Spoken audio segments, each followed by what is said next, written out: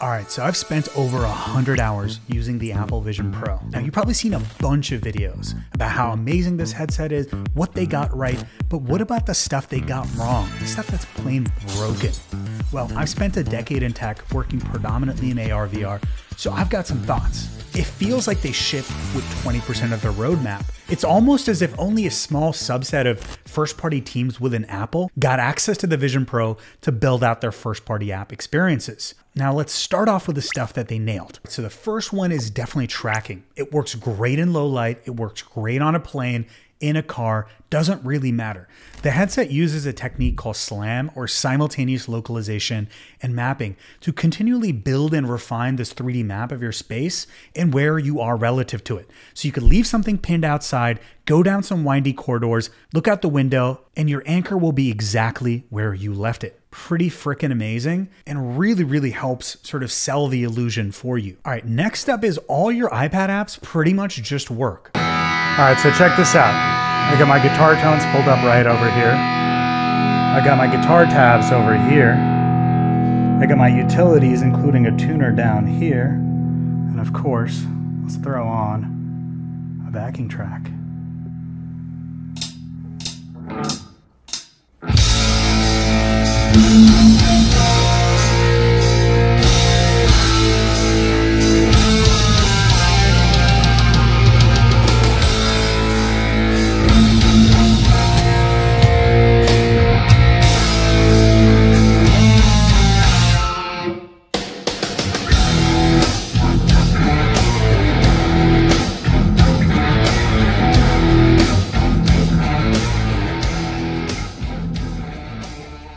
I didn't need to wait for a special app. I didn't need to do any fancy connection stuff. Just install stuff, connect it over Bluetooth, and it just worked. There's a lot of people disparagingly saying that, oh gosh, it's just a bunch of floaty iPads. We'll get to that criticism, but in my opinion, this is a feature, not a bug, because you immediately get to pull your iPad library to work. And I can't wait for other applications, especially creator-centric stuff like this, to port itself and make its way over to the Vision Pro.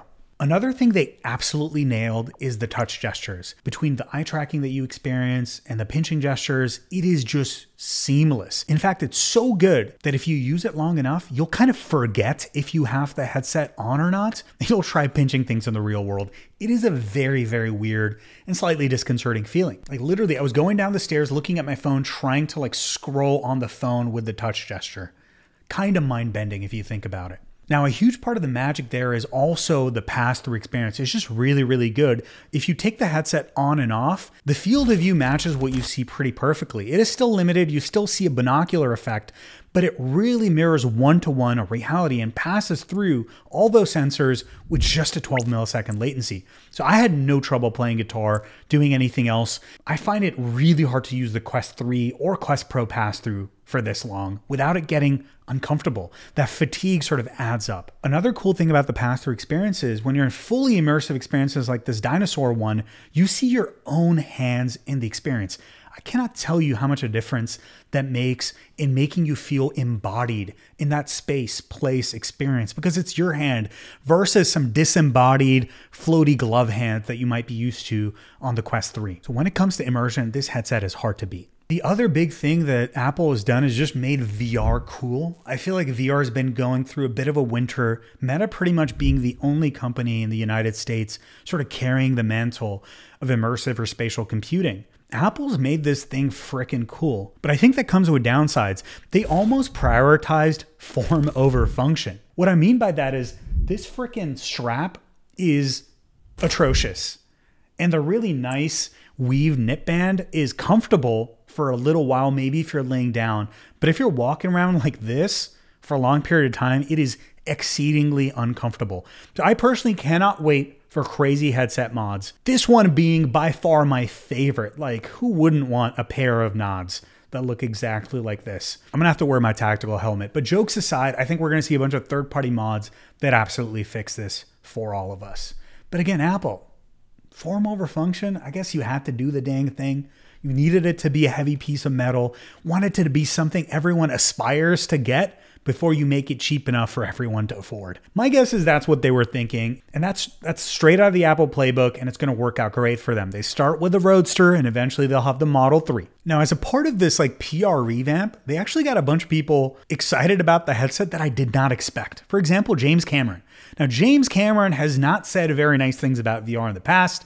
When the Oculus came out initially, he was like, I don't know about this, which is surprising to me because virtual reality and virtual production sort of go hand in hand. It's like just such a key part of virtual production these days. And obviously they've been doing a bunch of stuff like this, but something was special about the Vision Pro, just the polish, the pass-through experience, sort of the compute that you have on board that even somebody as jaded on VR as James Cameron said, I was skeptical at first. I don't bow down before the great god of Apple. But I was really, really blown away. Now, Favreau was too, but he also got apparently tens of millions of dollars to make that dyno experience, which is incredibly short. So, maybe he had other reasons to be excited. And then again, great experience. I encourage you to check it out. Both the interactive experience as well as the 360 video experience, as well as the VR video experience that they made. All right, now let's get into the not so good stuff. And there's a lot of it, okay? The first one is telepresence. I had such high hopes for the Persona experience, and honestly, I think it's like kind of uncanny, but cool. Now, the avatar itself looks a little uncanny. They've got a very minimalist scanning phase, right? Like they have you go in and make a couple of expressions and boom, there you go. It's all processed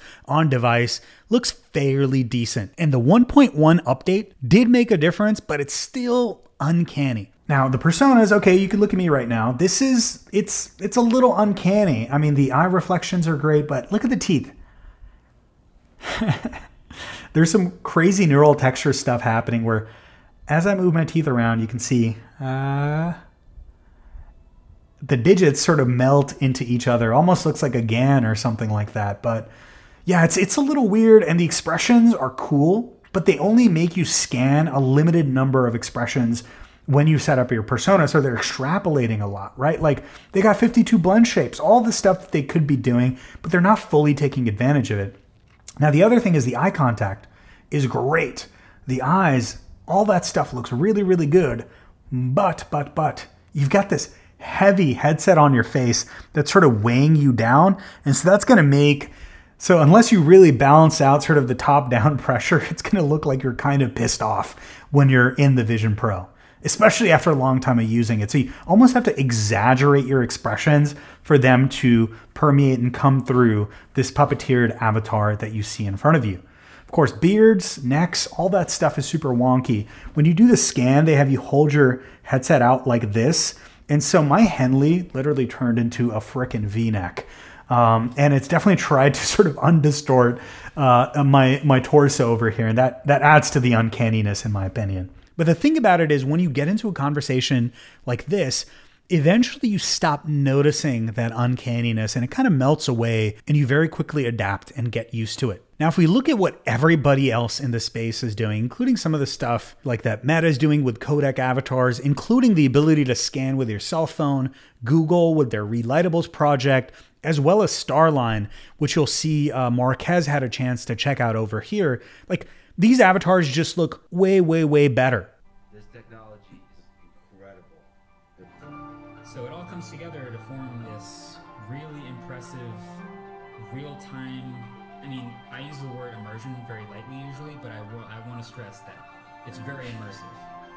We've sort of scanned ourselves. So yeah, there's way more immersive renditions of these sort of headsets. And so Apple's got a light stage, just like all the other big boys. So of course they're going to improve this thing. But right out the gate, it's a little uncanny. I'm kind of surprised this met the bar for Apple launching this thing. But again, pointing to this being a 20% complete product, effectively a dev kit, is all the really cool SharePlay stuff that they talked about at WWDC that last year, where you can be embodied in the same 3D environments with your friends and watch content together, is not quite there. It feels more like 2D Windows on steroids. And I don't know if that's just because the design team got ahead of where the engineering team is, but yeah, basically all you see is 2D Windows exactly like this on the screen. Here's me chatting with Matt Wolf, and as he pointed out, yeah, it's like just a 2D window in your space. And it has a little bit of depth to it, but if you're watching content together, it's going to be encompassed inside of these windows, which, hey, I don't think is like fully taking advantage of what the headset can do in terms of truly co-present experiences. But Marquez has beaten this point to death. Watch his video if you want to know more about this. All this functionality does exist in AR kits. Why they didn't roll it out is anyone's guess. Next thing is a 3D camera functionality. Kind of nifty, kind of cool, but also it's really not good compared to the iPhone. Now, yes, the depth is going to be a little bit more pronounced inside the headset because the baseline between those two vantage points that it's capturing is much broader than the iPhone. But in terms of pure visual aesthetics and image quality, like the iPhone is superior. So my recommendation would be if you're trying to do memory capture, just do it with your iPhone.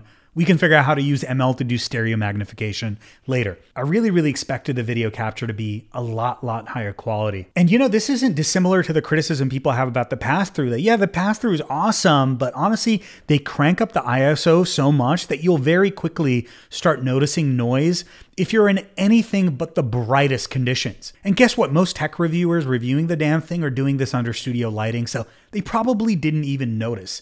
But in daily use, you absolutely will. So I expected more from the Vision Pro. Like if you go to Google and just search for Vision Pro and you see the first line that they've got here, they say Apple Vision Pro is Apple's first 3D camera. Not very good. For me, I'm going to be sticking to specialized camera rigs like this if I want to do something professionally. What I was imagining before the launch is that the headset itself is going to be this 3D camera that people are going to put on their heads and film stuff in the real world. They're going to put it on tripods and gimbals and capture really cool stuff. I don't think we're going to see any of that. It's certainly not going to look very compelling compared to what you can capture with a specialized rig like this or even your freaking iPhone. That said, this all feels like stuff that they could address in software updates, right? Just do a computational photography pass after you're done recording to address some of the gripes and issues that I mentioned. But right now, not really usable for anything other than true memory capture. And then I have to ask yourself, why do you have your headset on if you're doing memory capture? Use your friggin' iPhone. Now, speaking of the pass-through, all the other stuff that ARKit has had, which is, for example, HDR lighting estimation, is really good. So here you can see me pull in a 3D scan, place it into an environment, and oh my God, the high frequency details on this photogrammetry scan are just beautifully visible. I absolutely love this. I do wish they touted this quick look functionality more because it's awesome. Like I can literally take a USDZ file, iMessage it to myself, throw it into Dropbox, whatever, and it just opens. You can also imbue a lot of interactivity into these assets, which is pretty cool, but I don't think they're fully utilizing it yet. They're also not telling users how they can create these type of 3D scans. Even though Apple's got their own photo capture API, which allows you to create 3D models by taking a bunch of photos. This feels like something that should have been a first-party experience that's super awesome. Right now, they're expecting developers going through sort of the Reality Composer flow would put this to work. How cool would this be for all early adopters to scan something in a headset and to see it immediately, or scan it on your phone and immediately port it over? I was kind of surprised they didn't partner with the likes of Polycam and Luma to have this sort of launch experience just ready to go. Especially given Polycam uses Apple's photogrammetry API. Also, no mixed reality capture. If you want to capture experiences where you're in the headset experiencing something, but there's a third person perspective filming you, sort of like you see over here with HTC Vive, you can't do that right now. Also, Apple holds the keys, so there's no real way around it too. In fact, there's actually no experience right now where you can have 2 or 3 Apple Vision Pro headsets collaboratively exploring the same space. Mind-boggling. But I assume we'll see more of that at WWDC. Now, a lot of people have been really impressed with the geometric and semantic understanding that Apple builds about your space, and not only figuring out where you're anchoring stuff, but the contents of the spaces and places that you're navigating. Now, Apple's been building this out with the Room Capture API as well, and they've exposed it to developers, but I haven't really seen any experience that takes advantage of this sort of smart snapping to semantic entities in your world. Maybe you want to just say, hey, put this on my fridge downstairs, and it will just do that for you, right? Leave that posted note there. You have to kind of explicitly do it manually yourself. So while Apple's building all this intelligence about the 3D environment around you, they're not really putting it to work yet. Maybe that's also left to the developers. But again, you'd expect Apple to show the way with things like this. I do think it's pretty exciting. I mean, if you think about like the Apple Vision Pro is kind of doing what the F35 heads-up display does. It can pipe in all sorts of sensor streams, and kind of give you this God mode view of everything around you. I'm really excited to see where Apple takes this direction. We've seen some very crude demos using just a LiDAR mesh to give you a sense of night vision as you navigate this place, but I think there's a lot more fun stuff that can be done with the sensors themselves. But Apple doesn't expose any of those sensor feeds to developers to manipulate. Maybe if you wanted to take just the IR, do some post-processing on it, and have it actually be night vision with just like flooding IR lights and the sensors capturing it. You can't do that right now. Again, it makes sense. Apple says this for privacy, but maybe they can expose more derived streams in the future that come closer to the actual pixels that you're seeing. And this to me is the magic, right? When you not only have one headset, but multiple headsets mapping out an environment, some way to create a unified SLAM map that's shared across those devices will be absolutely amazing. And you can imagine this has to be a part of what they do in the future, where you may have multiple headsets, different form factors that sort of all feed off that singular map of your house, for example. All right, now let's talk about immersive video. I absolutely love the content they've got, but there's like 4 or 5 pieces of content to watch. Most of them apparently have been shot with either their own custom camera rig that is supposedly based on Blackmagic bodies, but that is just a rumor. And of course, the Canon lens and body combination that I mentioned, including using that lens with a red body. So Apple's own content themselves, of course, is being filmed on these higher end capture rigs. Stuff like this that's been around a while, like this is the Yi Horizon. I still got this thing kicking around. And the Yi Halo, I wish I still had this thing, but oh my God, this was a phenomenal 360 camera. But with spatial video, I expected it to actually be spatial. In reality, it's just stereoscopic with that signature Apple polish. So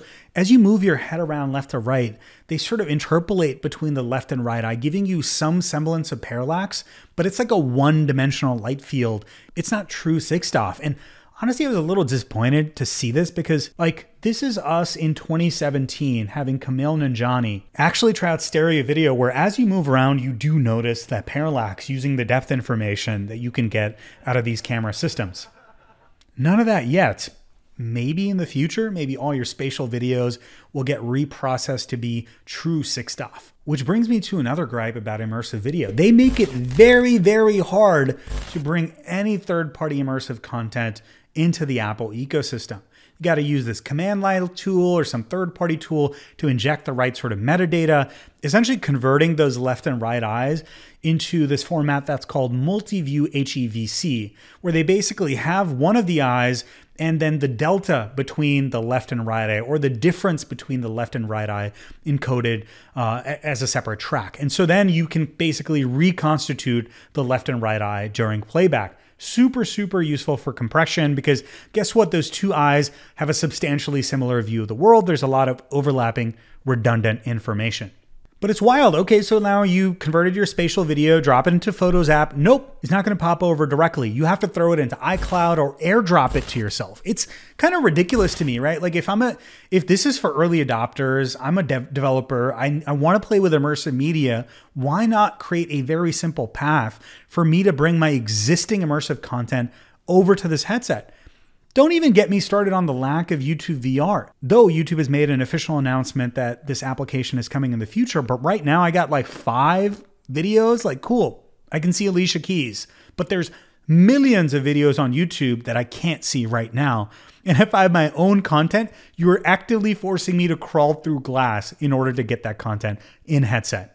And the funny thing is there are third-party apps that are doing 360 and 180 playback, but they're relegated to essentially rendering this texture on a sphere. It's like we're back to 2016 where all those like viewport dependent optimizations, all the fun stuff that you really have to do to get robust playback of 8K, 16K video, you can't really utilize that. Meanwhile, Apple's got their own amazing native player stuck inside Apple TV, but for nobody else to use. That kind of sucks. What gives, Apple? Please open that up. At least let me bring my own content to the party. You might say, okay, that's fine, Bilal, but they really want you to shoot content on your iPhone or with the headset. All right, cool.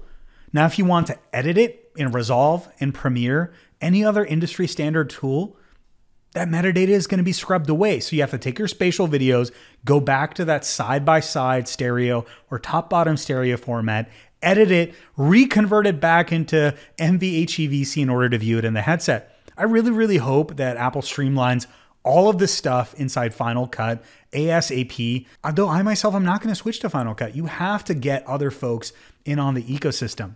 So I hope they're talking to Adobe, they're talking to DaVinci Resolve, and getting all of this metadata story figured out so it's easy for us to capture, edit, and display content very, very easily. Now, let's say I'm editing in a timeline and I want to preview my video edit in headset. Can't do that either. Way easier to do that with the Quest 3 right now. So that's kind of a shame, given how comfortable this headset is for using paired with a desktop.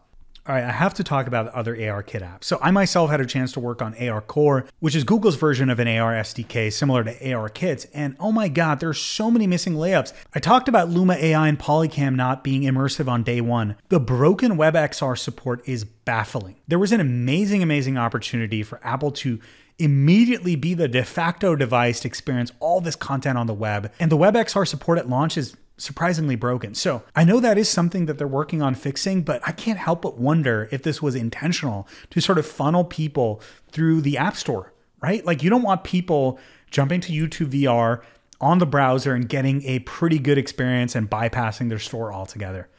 Maybe that's the reason, but again, it felt a little baffling to me.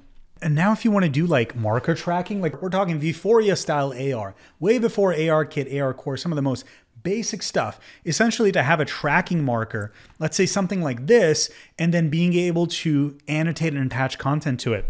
You can do it, but it works at 1 FPS. Why? Why not make this stuff a first-class citizen?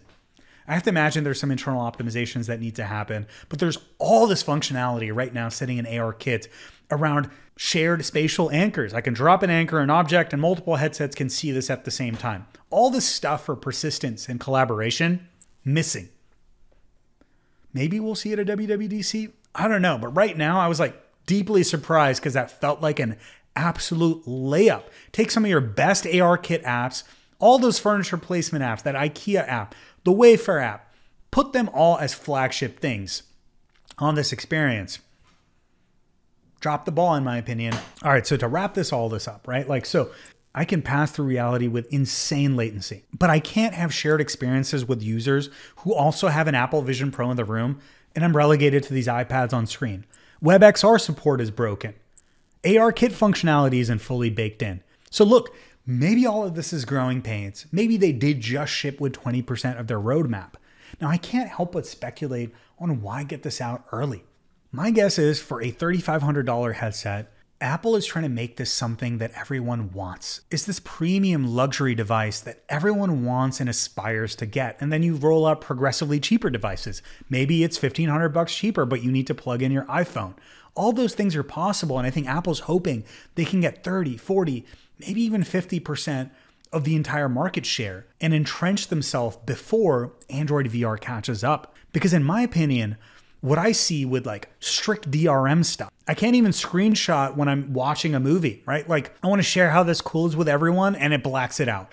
Same thing happens on the iPad, by the way. So they clearly take a bunch of this stuff seriously. So Apple's hoping that you will want their curated version of reality.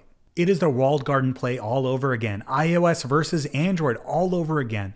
We went deep into this in the last video. So if you haven't checked that out, please do. And I think these Android headsets will be a threat to Apple because, all right, if you got 4K per eye, really good pass through on Android, you're going to be able to put whatever you want on it. You want the entire world to be anime all the time? Go for it. You want to have applications that do crazy things to people that you see, good and bad? You can do all of that. So Apple's hoping they can bundle up enough value with really good interoperability into your existing ecosystem that you'll want their curated version. So when Android VR headsets hit the market, you best believe they're going to be great with WebXR. They're going to have none of these other limitations. You're going to be able to access the pass-through. You're basically going to be able to build whatever you want. And let me tell you, people's imaginations are wild, and that is a hard thing to compete with. So I think it remains to be seen if Apple can bundle up enough cool stuff into this sort of curated version of spatial computing that you won't want to look at the other Android headsets. Now, if you're like me, my personal devices, all that stuff, iMessage, FaceTime, I'm in the Apple ecosystem. When I'm using it with my Macs, it is an amazing, amazing monitor replacement. I cannot recommend it highly enough. But right now, my most used app on the Vision Pro is Safari. And I think that says a lot. This is a developer kit, but even for developers, the experience is broken.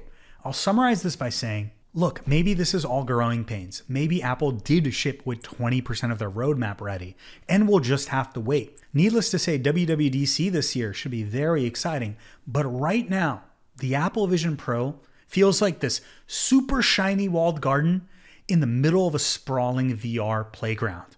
Here's hoping that they open the gate soon. All right, so if you enjoyed this video, be sure to hit that like button. Tell me in the comments what you think Apple nailed, what you wish they took a little bit more seriously, and generally what you're excited and not so excited about. And I will see y'all in the next one. Cheers.